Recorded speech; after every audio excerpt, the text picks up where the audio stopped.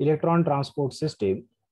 Now, the electron transport system, it is consist of different types of the electron carriers, which is present along the inner mitochondrial membrane, and the electron, when transferring through this different electron carrier, the synthesis of ATP occurs. तो ये ATP synthesis electron transport system के द्वारा किया जाता है. Now aerobic respiration में हमने देखा the complete oxidation of glucose it occurs in three different steps. The first step is glycolysis, second step is the Krebs cycle, and third step is the electron transport system. Now, this electron transport system, it is related with the oxidative phosphorylation. Okay, oxidative phosphorylation. So what is meant by oxidative phosphorylation? You come to know about this one. तो इस electron transport system में ये जो third step कहलाती है, जिसमें क्या होता है generally, what is the basic thing behind this electron transport system? इस इलेक्ट्रॉन ट्रांसपोर्ट सिस्टम में NADH2 और FADH2 इनका ऑक्सीडेशन होता है और इनकी ऑक्सीडेशन से ATP सिंथेसिस होती है. So that is known as the oxidative phosphorylation.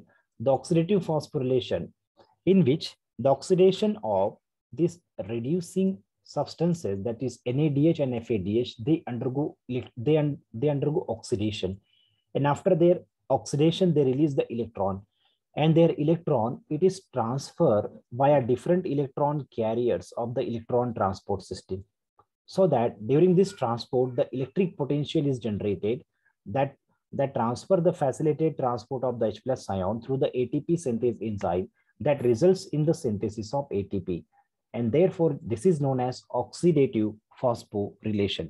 इसे ऑक्सीडेटिव फॉस्फोरिलेशन इसलिए कहा जाता है क्योंकि NADH और FADH इनका ऑक्सीडेशन होकर यहाँ पर माइटोकॉन्ड्रिया के भीतर ATP सिंथेसिस की जा रही है, इसीलिए इसे हम oxidative phosphorylation कहते हैं.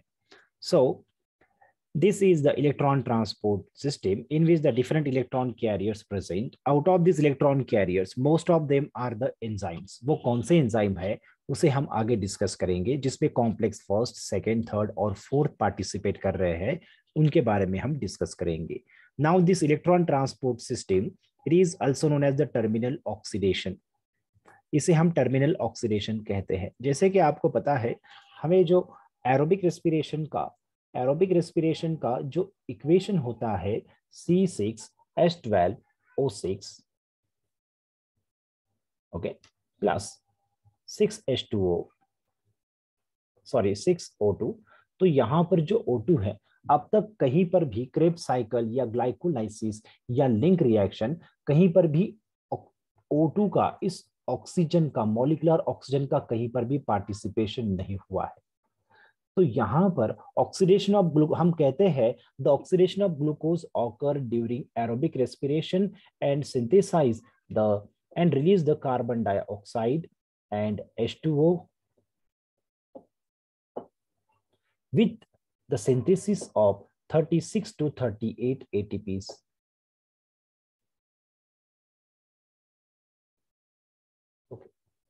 So ये हम रिएक्शन लिखते हैं complete oxidation of the glucose molecule के लिए. मगर अब तक हमने जो देखा, डिस्कस किया, उसमें कहीं पर भी ऑक्सीजन, मॉलिक्यूलर ऑक्सीजन का पार्टिसिपेशन नहीं था.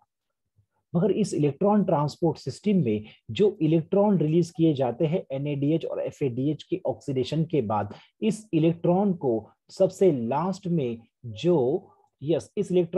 लास्ट में जो एक्सेप्ट करता है वो होता है मॉलिक्यूलर ऑक्सीजन, और इसीलिए इसे हम टर्मिनल ऑक्सीडेशन स्टेज कहते हैं.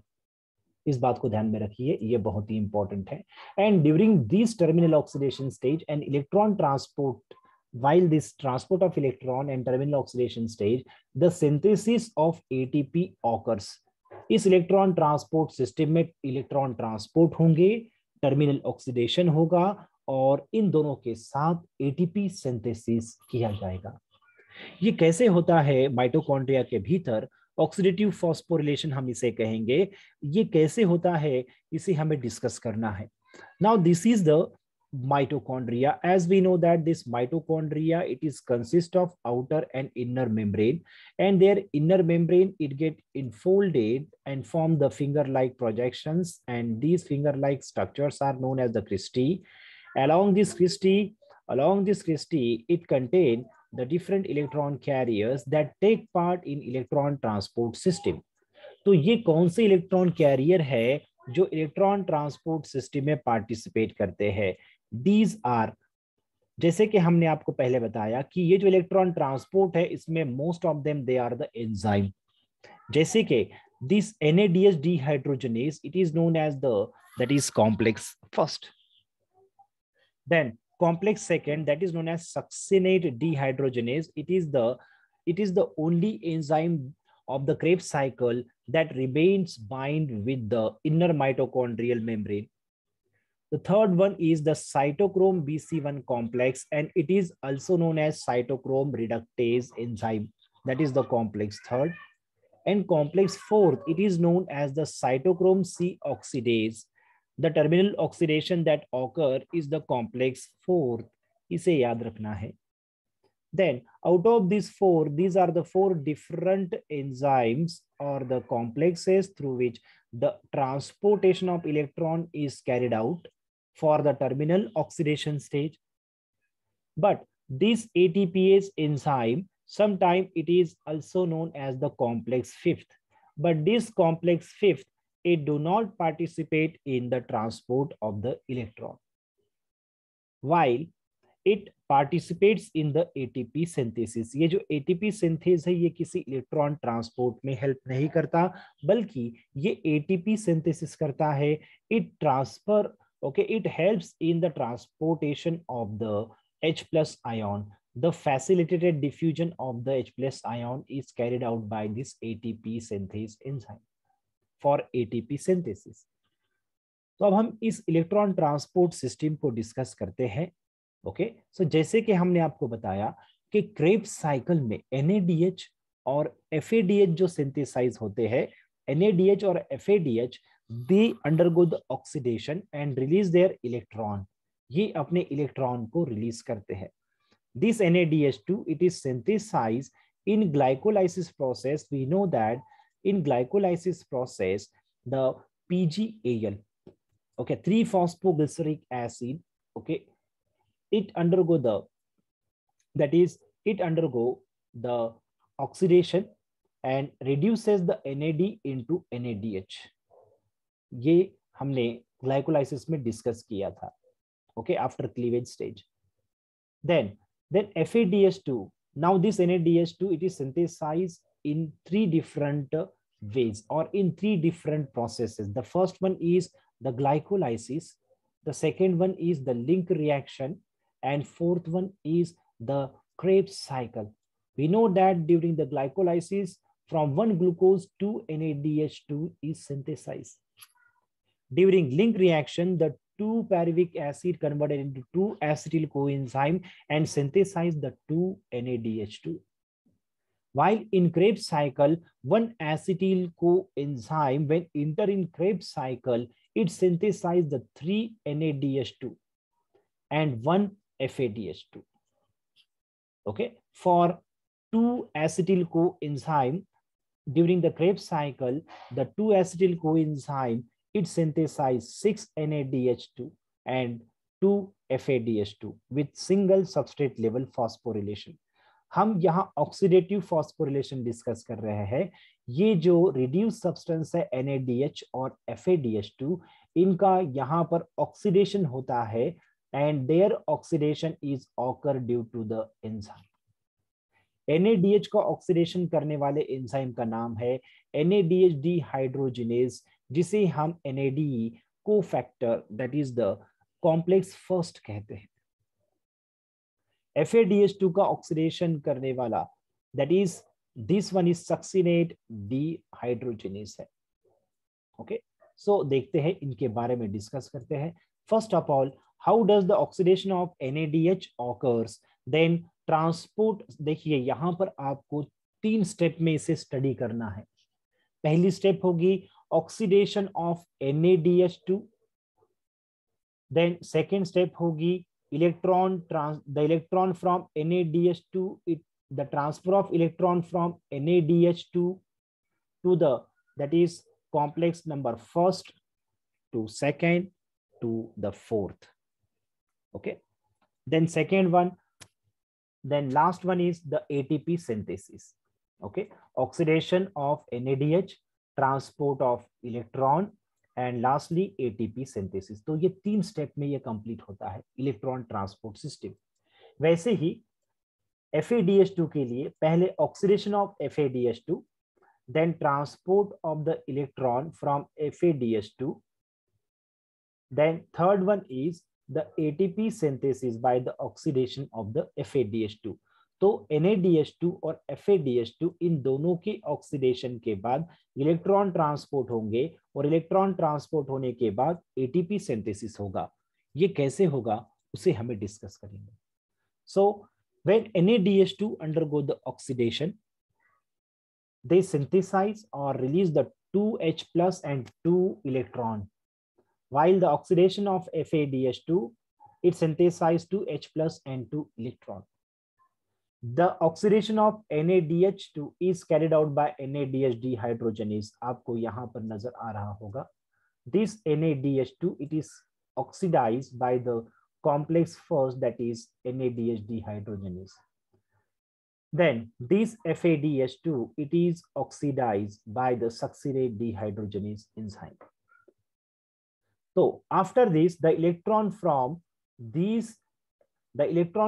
NADH, it is transporting via the different electron carriers। तो ये इलेक्ट्रॉन कैरियर कौन से है और ये लास्ट में ऑक्सीजन को मिलता है, ये क्या होता है इसे डिस्कस करेंगे। Here the electron from NADH2, it is released after the oxidation of NADH2 and it is transporting via the 3 different complexes। अभी आपने देखा कि कौन से कॉम्प्लेक्स है जो यहाँ पर पार्टिसिपेट कर रहे हैं ट्रांसपोर्ट ऑफ इलेक्ट्रॉन को। यहाँ ऑक्सीडेशन हो चुका है NADH का। अब NADH का ऑक्सीडेशन होने के बाद इसके द्वारा इलेक्ट्रॉन ट्रांसपोर्ट किए जा रहे हैं। ये इलेक्ट्रॉन देखिए कॉम्प्लेक्स नंबर फर्स्ट, थर्ड और कॉम्प्लेक्स नंबर फोर्थ के जरिए ये ट्रांसफर हो रहा है। And while transferring the electron के ट्रांसफर के समय, while transferring the electron, the H plus ion from matrix, it is transporting to the perimitochondrial space. ये पेरीमाइटोकॉन्ड्रियल स्पेस है जहां पर जब ये इलेक्ट्रॉन NADH के द्वारा जो इलेक्ट्रॉन ट्रांसपोर्ट किए जा रहे हैं, जिसे हम ब्लू लाइन से यहां इंडिकेट करेंगे। ओके, सो ये complex number first, then complex number third और कॉम्प्लेक्स नंबर फोर्थ, यहां तक ये इलेक्ट्रॉन ट्रांसफर किए जाते हैं। और जब ये इलेक्ट्रॉन डिफरेंट कॉम्प्लेक्स के द्वारा जब ये ट्रांसफर होता है, उस समय उस कॉम्प्लेक्स के द्वारा H प्लस आयन ये मैट्रिक्स से पेरीमाइटोकॉन्ड्रियल स्पेस में ट्रांसपोर्ट किए जाते हैं। फैसिलिटेड डिफ्यूजन है, नो डाउट। सो देखिए, तो H plus from matrix it is transfer to the perimitochondrial space. जब ये इलेक्ट्रॉन कॉम्प्लेक्स नंबर फर्स्ट की ओर आएंगे, तब ये H प्लस पेरीमाइटोकॉन्ड्रियल स्पेस में इंटर हो जाएंगे। जब ये इलेक्ट्रॉन ये इलेक्ट्रॉन इस कॉम्प्लेक्स नंबर फर्स्ट से कॉम्प्लेक्स नंबर थर्ड की ओर, दैट इज साइटोक्रोम रिडक्टेज की ओर जब ट्रांसफर किए जाएंगे, इसे ए लिपिड सोल्यूबल एबिक्विनोड, यहां पर ये इलेक्ट्रॉन कॉम्प्लेक्स नंबर फर्स्ट से कॉम्प्लेक्स नंबर थर्ड की ओर ट्रांसपोर्ट करता है। और इसके ट्रांसपोर्ट के समय दैट इज क्यूनोन साइकिल कंप्लीट होती है और इस क्यूनोन साइकिल की वजह से ये H प्लस आयन ये पेरीमाइटोकॉन्ड्रियल स्पेस में रिलीज कर दिए जाते हैं। और जब ये इलेक्ट्रॉन कॉम्प्लेक्स थर्ड से, जिसे हम साइटोक्रोम रिडक्टेज कहते हैं, जब ये थर्ड से इलेक्ट्रॉन्स फोर्थ की ओर ट्रांसफर किए जाते हैं, उस समय एक्स्ट्रा H प्लस आयन भी यहां पर रिलीज कर दिए जाते हैं। ओके, देन नेक्स्ट वन, अगला पॉइंट सी, ये इलेक्ट्रॉन साइटोक्रोम BC1 जिसे हम साइटोक्रोम रिडक्टेज कहते हैं, so electron of NADH from this complex third it is transfer to the complex 4. Complex 4 is known as cytochrome oxidase because oxidation occur here. Okay, so यहाँ oxidation होता है।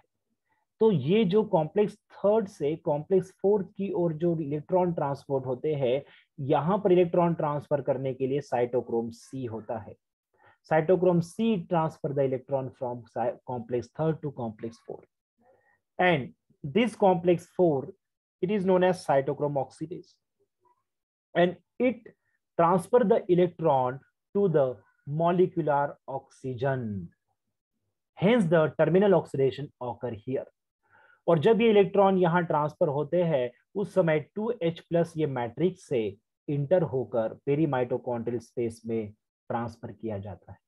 सो इस तरह से जो NADH के द्वारा NADH के ऑक्सीडेशन के द्वारा जो इलेक्ट्रॉन ट्रांसपोर्ट हो रहे हैं वो कॉम्प्लेक्स फर्स्ट से थर्ड से फोर्थ की ओर ट्रांसफर किए जा रहे हैं, और इस इलेक्ट्रॉन ट्रांसपोर्ट सिस्टम के इस इलेक्ट्रॉन ट्रांसपोर्ट के जरिए से कॉम्प्लेक्स नंबर फर्स्ट के द्वारा 4H+ आयन ये मैट्रिक्स से पेरीमाइटोकॉन्ड्रियल स्पेस में इंटर हो रहे हैं, कॉम्प्लेक्स थर्ड के द्वारा matrix say that is पेरीमाइटोकॉन्ड्रियल space में 2H+ यहां इंटर हो रहे हैं, और कॉम्प्लेक्स नंबर 4 के द्वारा 2H+ ये मैट्रिक्स से पेरीमाइटोकॉन्ड्रियल स्पेस में इंटर हो रहे हैं।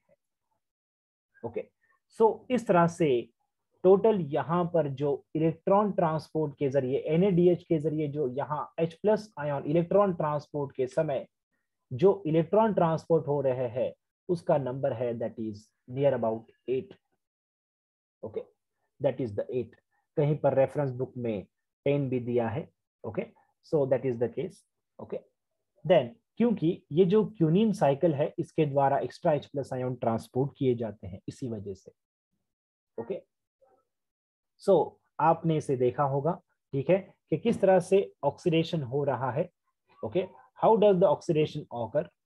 ओके, देखिए ऑक्सीडेशन NADH का ऑक्सीडेशन होकर कॉम्प्लेक्स फर्स्ट थर्ड और फोर्थ की ओर ये इलेक्ट्रॉन आया है, and lastly this electron it is accepted by the oxygen, molecular oxygen, and that undergo the oxidation. चलिए अब ऑक्सीडेशन ऑफ FADH2 के बारे में देखते हैं। When this FADH2 oxidize, it release the electron, and electron from this FADH2 it is transporting, यहाँ जो electron transport होता है it is transporting from this complex second that is succinate dehydrogenase to the complex 3, then from complex 3 to the complex 4.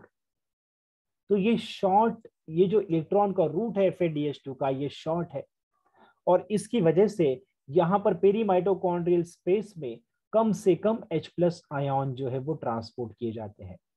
अगर सवाल ये होता है कि NADH के ऑक्सीडेशन से ज्यादा H+ आयन ट्रांसपोर्ट हो रहे हैं मैट्रिक्स से पेरीमाइटोकॉन्ड्रियल स्पेस में, या FADH2 के ऑक्सीडेशन के द्वारा FADH2 का जो ऑक्सीडेशन होता है उनके इलेक्ट्रॉन ट्रांसपोर्ट के द्वारा ज्यादा H+ आयन ट्रांसपोर्ट हो रहे हैं मैट्रिक्स से पेरीमाइटोकॉन्ड्रियल स्पेस में, तो आंसर रहेगा NADH। NADH के ऑक्सीडेशन होने के बाद जो इलेक्ट्रॉन ट्रांसपोर्ट होता है वो कॉम्प्लेक्स फर्स्ट से थर्ड से फोर्थ की ओर ट्रांसफर होता है, जिसके जरिए से जो इस इलेक्ट्रॉन ट्रांसपोर्ट के जरिए से जो H+ आयन मैट्रिक्स से इस पेरीमाइटोकॉन्ड्रियल स्पेस में जो ट्रांसफर किए जाते हैं वो नियरली 8 to 10 H+ आयन होते हैं। जो H+ आयन मैट्रिक्स से पेरीमाइटोकॉन्ड्रियल स्पेस में ट्रांसफर किए जाते हैं वो नियरली 8 to 10 होते हैं।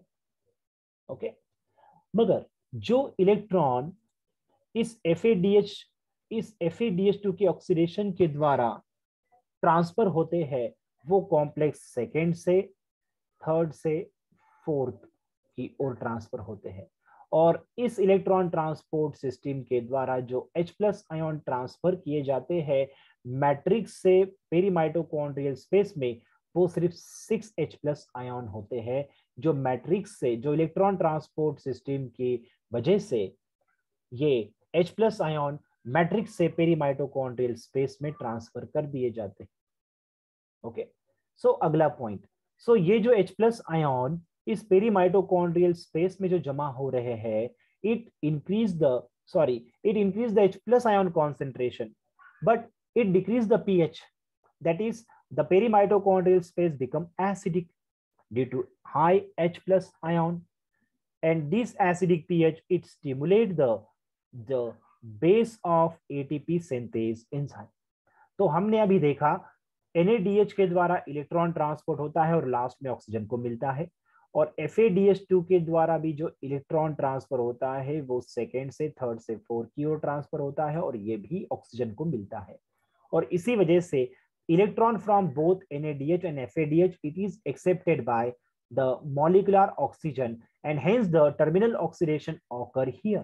इसीलिए इलेक्ट्रॉन ट्रांसपोर्ट सिस्टम को टर्मिनल ऑक्सीडेशन स्टेप भी कहा जाता है। सो आपने यहां देखा होगा कि किस तरह से इलेक्ट्रॉन ट्रांसपोर्ट हुए हैं। ओके, सी हियर, तो NADH2 का ऑक्सीडेशन होकर ये देखिए इलेक्ट्रॉन ट्रांसपोर्ट का ये पाथ है, फर्स्ट से थर्ड से फोर्थ की और लास्ट में ये इलेक्ट्रॉन ऑक्सीजन को मिला है, और FADH2 का path that is second third and fourth की ओर, और ये भी इलेक्ट्रॉन ऑक्सीजन को मिल रहा है। ओके, सो NADH के ऑक्सीडेशन के द्वारा जो इलेक्ट्रॉन ट्रांसफर किए जा रहे हैं, इसकी वजह से मैट्रिक्स से पेरीमाइटोकॉन्ड्रियल स्पेस में या इंटरमेम्ब्रेन स्पेस में लगभग 8 to 10 H+ आयन ट्रांसपोर्ट किए जा रहे हैं, और वही FADH2 के इलेक्ट्रॉन जब इलेक्ट्रॉन कैरियर के द्वारा ट्रांसपोर्ट किए जाते हैं उस समय मैट्रिक्स से पेरीमाइटोकॉन्ड्रियल स्पेस में 6 H+ ट्रांसपोर्ट किए जाते हैं, और इस वजह से perimitochondrial space it becomes the acidic. तो ये है path of electron transport from oxidation of NADH2 and FADH2। बच्चों ये क्वेश्चन पूछा गया है, ये क्वेश्चन नीट में और सीटी में पूछा गया है, इसे याद रखना। ओके, देन नेक्स्ट वन, अगला पार्ट, सो ये है path of transport of the electron from cytochromes, ये भी क्वेश्चन पूछा गया है। अब इक्विनोन से जो साइटोक्रोम में जो ट्रांसपोर्ट किए जा रही है इलेक्ट्रॉन, वो क्या है, वो कहां से कहां होते हैं, वो कहां से कहां होते हैं? Electron from NADH from ubiquinone it is transported to cytochrome BC, then cytochrome C1, then cytochrome C, then cytochrome C to copper A, that is the ये cytochrome oxidase का central metal ion है, okay, that is cofactor, then cytochrome A, okay, then copper element to cytochrome A to A3 to copper B, और इससे last में मिला है that is oxygen को। सो ये बात भी पूछा गया है, इसे भी याद रखना। The next one, the terminal oxidation stage, जो इलेक्ट्रॉन NADH और FADH से आया है वो आखिर में किसे मिल रहा है? मॉलिक्यूलर ऑक्सीजन को। बच्चों इसे याद रखना है, ये मॉलिक्यूलर ऑक्सीजन को मिलता है। This is the molecular oxygen, it is not the ionic oxygen, it is the molecular oxygen, और इसका ऑक्सीडेशन होकर 2H+ के द्वारा इसमें H2O बनेगा, that is known as the terminal oxidation stage। The next one, so ये हुआ oxidation of NADH and FADH, transport of electron from NADH and FADH, and third one that is ATP synthesis। ATP synthesis कैसे होता है? देखो सी, जो electron transport होने की वजह से जो H+ आयन वो पेरीमाइटोकॉन्ड्रियल स्पेस में जमा हुए हैं, ये इस पेरीमाइटोकॉन्ड्रियल स्पेस के बेस को क्या करता है? स्टिमुलेट करता है। एटीपी सिंथेस के बेस को स्टिमुलेट करता है। The base of ATP synthase is known as the FO particle, इसे F0 भी कह सकते हैं आप।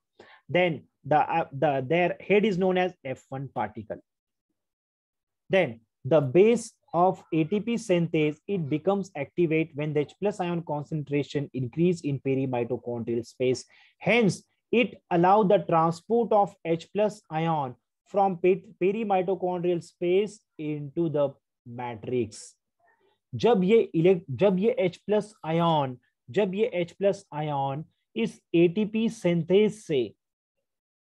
ATP सिंथेस के बेस के द्वारा फैसिलिटेट डिफ्यूजन के द्वारा H+ आयन ये पेरी माइटोकॉन्ड्रियल स्पेस से मैट्रिक्स में ट्रांसफर किए जाते हैं, उस समय जब 3H+ आयन ट्रांसपोर्ट किए जाते हैं जो NADH के द्वारा जो सिंथेसिस हो रहे हैं, ओके, तब एक one that is the when the electron transporting from NADH and it transfer the H+ ion from matrix into the perimitochondrial space. Hence, the H+ ion of NADH when transporting through the ATP synthase, it synthesize the 3 ATP. तो बच्चों इसे याद रखना है, 3 ATP synthesis कैसे होते हैं।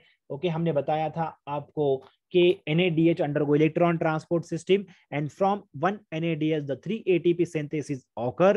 Okay, या जो साइटोप्लाज्मिक NADH होता है जो that is different that is glycerol और फॉस्फेट शटल के द्वारा जो ट्रांसपोर्ट किए जाते हैं, उसके द्वारा जो साइटोप्लाज्मिक NADH होते हैं उसके द्वारा सिर्फ 2 ही ATP बनते हैं। ऐसे क्यों, वो हम बताएंगे आपको, ठीक है।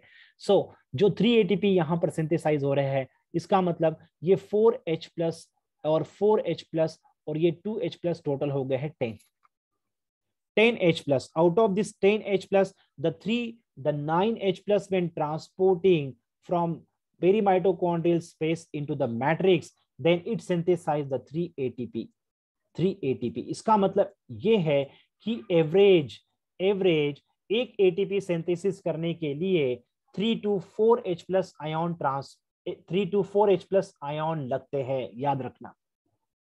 ओके, इस वजह से NADH2 के द्वारा जो इलेक्ट्रॉन ट्रांसपोर्ट होता है उसके जरिए से जो 10H+ आयन आए हैं उसके द्वारा 3 ATP सिंथेसिस किए जाते हैं। जब ये H+ आयन ATP सिंथेसिस के द्वारा मैट्रिक्स से पेरीमाइटोकॉन्ड्रियल स्पेस से मैट्रिक्स में ट्रांसपोर्ट किया जाता है, उस समय ATP synthase it convert ADP and IP into ATP।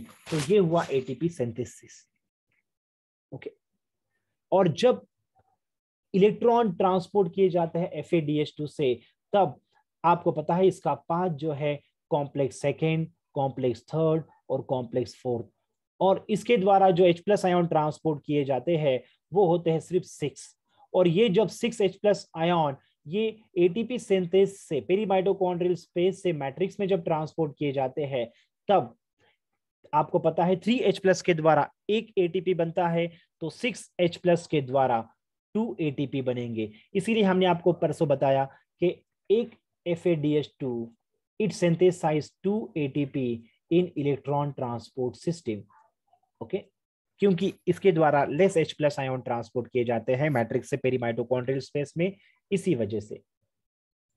Okay, so ये था ATP synthesis during the electron transport system. तो बच्चों यहां एक सवाल और भी आता है कि वो ये है कि इनमें से कौन से कॉम्प्लेक्सेस है जो H+ पंप और साथ ही साथ इलेक्ट्रॉन कैरियर का काम करते हैं। This NADH hydrogenase it acts as a both the electron carrier as well as the hydrogen pump, H+ ion transporter. Then complex third, this complex third it acts as the electron transport as well as the H+ ion transporter. Then complex third second, this complex second it acts as the both electron transporter and H+ ion transporter. ये H+ अब इक्विनोन के द्वारा transport किए जा रहे हैं, इसी वजह से हम इसे कह रहे हैं। Then complex number 4 it also acts as the electron carrier as well as proton pump. But ATP synthase, this ATP synthase enzyme जिसे कभी कभी complex 5th भी कहा जाता है, इसके द्वारा सिर्फ H+ आयन ट्रांसपोर्ट किए जाते हैं। It do not transport the electron. It acts as a hydrogen pump. It do not transport the electron. याद रखना, कभी क्वेश्चन पूछा जाए तो इस बात को ध्यान में रखना है। ओके, सो ये था ATP सिंथेसिस। ओके, सो ये था electron transport system. Okay, so that is the complete electron transport system, ये आपको याद रखना है।